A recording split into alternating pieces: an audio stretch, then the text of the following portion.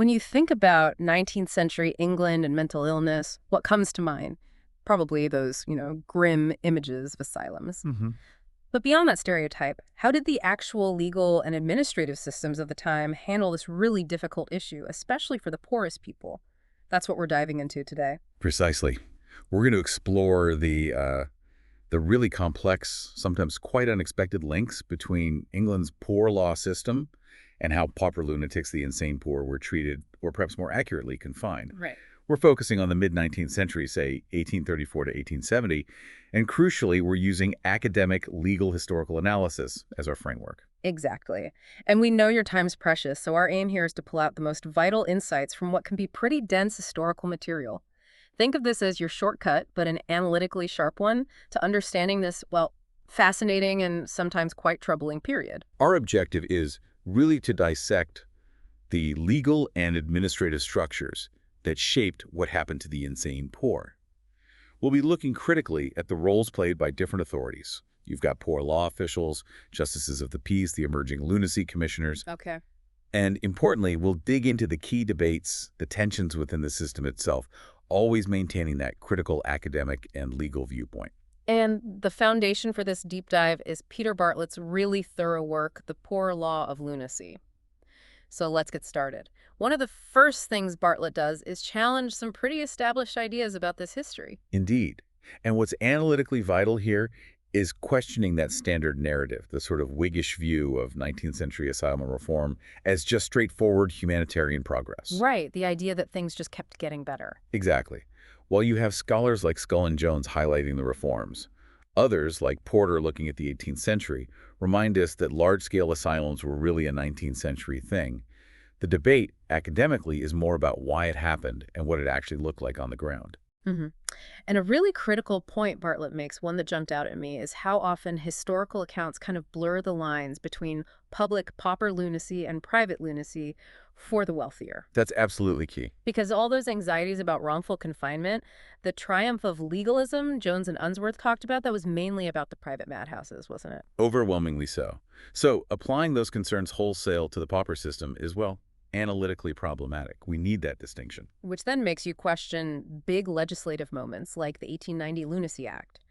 How much did that actually change things for the average poor person deemed insane? Surprisingly little in terms of getting admitted to a county asylum. That core process poor law officer applies. Justice of the Peace approves that fundamental procedure had been in place since 1808, really. The 1890 Act didn't overhaul that specific mechanism for paupers. That's quite striking. And Bartlett also looks critically at why we don't see much evidence of, say, pauper lunatics themselves mounting legal challenges about being confined, a kind of civil rights discourse. It's a fascinating absence. From a legal history perspective, there are probably several overlapping reasons. Their status as paupers likely created a sense, perhaps, of having fewer rights to begin with. Okay. Then there's the practical barrier. Legal action costs money, something they just didn't have. Of course. And while the asylum was hardly ideal, maybe compared to utter destitution or the dangers outside, some might have seen it as, well, a comparatively less bad option, however grim that sounds. Mm. It's notable, too, that critics at the time, like Louisa Lowe, focused more on mistreatment inside public asylums, not so much challenging the legality of pauper confinement itself in the way they did for private patients. That really forces a rethink, and it's interesting to contrast this with what Rothman described in America with the discovery of the asylum. Oh, definitely. In the U.S., seeing more poor and immigrant people in asylums was often framed as a sign the reforms were failing. But in England, the county asylums were, from the outset, designed primarily for the poor. So just seeing poor people there doesn't mean the same thing as it might have in the American context. It wasn't a deviation from the plan, it was the plan, in a sense. And here's a crucial legal distinction Bartlett highlights. English asylum superintendents, unlike their American peers, couldn't just pick and choose patients. No, they had very little power there. If someone was legally committed by the poor law authorities and the justices, the superintendent was essentially obligated to admit them. This really underlines the power held by the poor law side of the equation. So simple social control theories don't quite capture the full picture. They seem insufficient on their own. Bartlett's analysis suggests that initially, the mad poor were sort of lumped in legally with the general category of the poor and the morally suspect. It wasn't until the mid-19th century that they became sharply distinguished as lunatics, needing this specialized asylum system run by mad doctors. Okay, so let's drill down into that core argument. The absolute intertwining of poor law and lunacy law. You can't understand one without the other. That's the central thesis. Bartlett argues compellingly that you have to analyze these 19th century asylums fundamentally through the legal and administrative framework of the poor law, not just as a chapter in medical history. Right. He positions the asylum as part of the evolving system of poverty relief. Mm-hmm. And it's analytically interesting because while the 1834 New Poor Law tried to centralize things and take power from local justices, giving it to elected boards of guardians, county asylums actually remained a key area where those magistrates kept significant control and legal authority. So, in a way, the pauper asylum system kept alive some aspects of the older, more local, paternalistic legal approach, resisting the full centralizing force of the new poor law. That's a good way to put it. Yeah. And a narrative developed, often pushed by asylum supporters, that painted the county asylum as this humanitarian place, contrasting it with the harsh workhouse. It echoed that older poor law paternalism.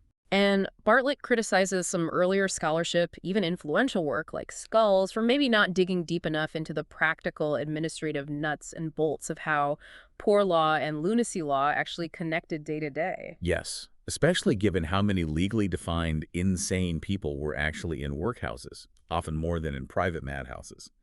It shows we need to look beyond the big theories to the mundane administrative realities. Right, the paperwork, the procedures. Exactly. Bartlett also briefly connects this to the wider debate about the 19th century revolution in government, placing poor law and lunacy administration within that bigger picture of growing state intervention and evolving legal governance. And he breaks down the different legal streams of lunacy administration that eventually merged in the 1890 Act. Yes, that's crucial for understanding the legal complexity. Yeah. You had the county asylums and licensed madhouses, separate provisions for criminal lunatics, the chancery court dealing with the property of the wealthy insane, and then the poor law provision for paupers. They all had distinct legal histories before 1890. Okay, let's look back earlier then. How did the poor law first start legally dealing with insanity? Bartlett points to the 1744 Vagrancy Act as a key early moment. What did that do? It gave two justices of the peace the power to commit poor people who were considered furiously mad and dangerous. This suggests an early legal separation of this group from other sturdy beggars under the poor law.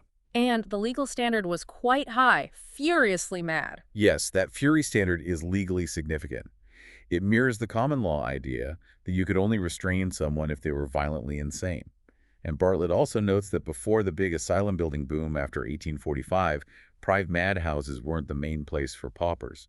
They were more of a backup if the county asylum was full. Got it. So who legally counted as a pauper to get into this system? Did you have to already be getting relief? Not necessarily before admission, Bartlett clarifies. But once admitted, you definitely became legally chargeable to the Poor Law Union. There was an interesting legal query in 1863 from the Lunacy Commission. They were concerned about families secretly paying the poor law officials back for asylum costs, questioning if these people were truly paupers in the legal sense. But the Poor Law Board stuck to its guns legally. You had to have pauper status. Okay, so the county asylum was the main designated place. But what about the workhouse? Could that ever be seen as a legitimate or even better place for someone deemed insane? It's an interesting point Bartlett raises. Analytically, for some individuals, maybe those legally seen as insane but not actively dangerous, the workhouse might have had practical advantages. Like what? Being closer to home, maybe easier visiting, sometimes the diet might have been better, and importantly, attendant care in some workhouses did actually improve in the 1850s and 60s. There were even formal legal provisions, the Consolidated General Orders of 1847, allowing medical officers to manage non-dangerous lunatics and idiots in workhouse sick wards or separate areas. And the stats bear this out in Leicestershire in the early 60s. Over a quarter of asylum admissions came directly from workhouses. Wow, okay, so it wasn't always asylum or nothing. But what about the money? That classic poor law pressure to keep costs down must have been a factor, surely. Oh, absolutely. That argument that financial pressure from poor law authorities undermined proper care comes up again and again. Yeah. People like Digby, Lord Shaftesbury made that case forcefully. But the officials denied it. Legally and publicly, yes. They maintained cost wasn't the primary driver over patient welfare. But Bartlett's analysis also shows how inconsistent local officials were in even classifying insanity legally. Purdy's report found huge variations between unions in how many people they labeled idiots versus lunatics. It shows that despite the new poor law aiming for legal uniformity, local boards of guardians had a lot of wiggle room. Let's dig into the ideas behind all this. How did the big philosophical shift with the new poor law affect the legal view of the insane poor? It's complex. Bartlett contrasts the older, perhaps more paternalistic legal ideas of the pre-1834 system with the new poor law's focus on individual responsibility, less eligibility, influenced by Bentham, Malthus. Right, Yeah. making relief undesirable. Exactly. The new poor law, legally, tried to erase the difference between deserving and undeserving able-bodied poor. The workhouse was the answer, and being unemployed was framed almost as a moral failing in the legal theory. But the non-able-bodied, including the insane, were trickier for this ideology. How so? They were seen as needing charity, yes, but there was also this undercurrent, this implicit expectation within the legal and moral thinking that people should have somehow planned for things like illness or old age. It created a sort of moral ambiguity around them within the new poor law framework. So how did things evolve towards the end of our period, the late 1860s? You see a definite legal and practical shift back towards the workhouse in some ways. There was legislation in 1867 allowing specific poor law asylums to be built, and, crucially, workhouses got explicit legal powers to detain insane inmates. Ah, okay. And at the same time, there wasn't much major new law about the county asylums, suggesting maybe priorities were shifting legally and politically. The legal interpretation of who could be detained in a workhouse, dangerous, lunatic, insane person or idiot, became key. The law officers basically said this implied non-dangerous people of unsound mind could legally be kept there. Let's go local now. Bartlett looks closely at the Leicestershire and Rutland asylum records. What do these tell us legally and practically about how people ended up confined? These local records are gold dust for understanding the reality. The medical certificate for admission became legally more detailed after the 1853 Act needing specific observed facts, who said what, things like that. Dr. Buck there seems to have been quite strict legally about the paperwork. So they weren't just rubber stamping admissions. Apparently not always. There are instances where the asylum refused admission because the legal documentation wasn't up to scratch. It suggests some level of bureaucratic and legal check. Also, legally interesting is that very few non-paupers were admitted there in the 60s, and those needed two JP signatures, a different legal track. Now, Bartlett makes this really critical point about the documents themselves, that they weren't just recording facts, but actively creating them through the administrative process. What does that mean? It's a powerful sociological insight, drawing on people like Dorothy Smith. The idea is that these documents, even if aiming for truth, are shaped by why and how they're being recorded. They have real social and legal power, they influence the lunacy commissioners, they structure the whole committal process. So the record isn't neutral. Exactly. And when you look closely at the case notes, they often focus as much on social circumstances, moral character, as on purely medical details. Discharge notes got briefer over time, just saying cured or improved, making it hard to see the actual criteria for release. Bartlett argues the casebook served two functions: legally justifying the admission after the fact, an actuarial role, and demonstrating good care, a contractual role, often making the asylum look good legally. What about the language used? You mentioned poor law imagery. How did that play out in the records? It often worked to morally condemn the pauper lunatic. But sometimes you do see mentions of social factors, like harsh factory work contributing to someone's state, though still within that moral framework. Later on, poverty itself could sometimes be listed as a physical cause of insanity in the forms, which might slightly lessen individual blame in the legal record. But Bartlett contrasts this with the admission documents. Their main focus, legally and practically, was often the problem of order. Was the person dangerous, suicidal, unmanageable? That seems to have been the key legal trigger for admission. The length of time insane was often counted from when the troublesome behavior started. And admissions from workhouses were different again. Yes, administratively distinct. They were usually initiated by workhouse staff because of how the inmate was behaving inside the institution. Nurses or attendants in the insane wards were often key in flagging people for potential transfer, maybe based on nighttime behavior or general unmanageability. Not necessarily violence. Not always. Workhouse masters were usually involved in the decision, medical officers sometimes more, sometimes less. And critically, a higher proportion of workhouse admissions compared to those from home weren't described as overtly dangerous or suicidal. Unmanageability within the workhouse setting was often the deciding factor. Bartlett gives examples where guardians actually refused asylum admission if the workhouse doctor said the person wasn't dangerous and wouldn't benefit from the asylum. Okay, let's bring in the lunacy commissioners. Established in 1845, you'd think they were the central reforming power. How effective were they with pauper lunatics under the Poor Law? Bartlett calls them a kind of soft center of reform. They had a national legal mandate. They inspected, they reported, they gathered information. Yeah. But their actual legal enforcement power over poor law institutions was pretty limited, especially at first. So how did they try to influence things? Mostly through persuasion, trying to build alliances with the Central Poor Law Board, and using their annual reports to highlight issues and shame local authorities rather than having strong legal teeth. Their official legal mandate regarding workhouses was shaky. Initially, they got inspection rights in 45, but couldn't legally order removals until 1862, and even then it could be appealed. What were their main criticisms? They consistently argued workhouses were unsuitable, especially for potentially curable cases who weren't getting proper medical treatment there. They were also worried about county asylums getting clogged up with chronic cases sent from workhouses, which stopped them treating acute patients effectively. They pointed to places like Hanwell and Colney Hatch. Did local authorities push back against the commissioners? Oh, yes. Local JPs could be quite resistant, even on things like appointing assistant doctors at the asylum, like the John Buck case in Leicestershire. Bartlett suggests this wasn't just about protecting local turf, but also reflected genuine legal and political worries about central government undermining local control. Plus, you had the paternalistic attitudes of the local gentry magistrates. So the commissioners kept asking questions, but didn't always get results. Pretty much. They'd inquire about dangerous lunatics not in asylums or people getting outdoor relief inappropriately, but often with limited success. They needed the Poor Law Board's help, and the board often claimed it lacked the legal power to force the local unions to comply. It sounds like a real clash between central ideals and local realities. Definitely.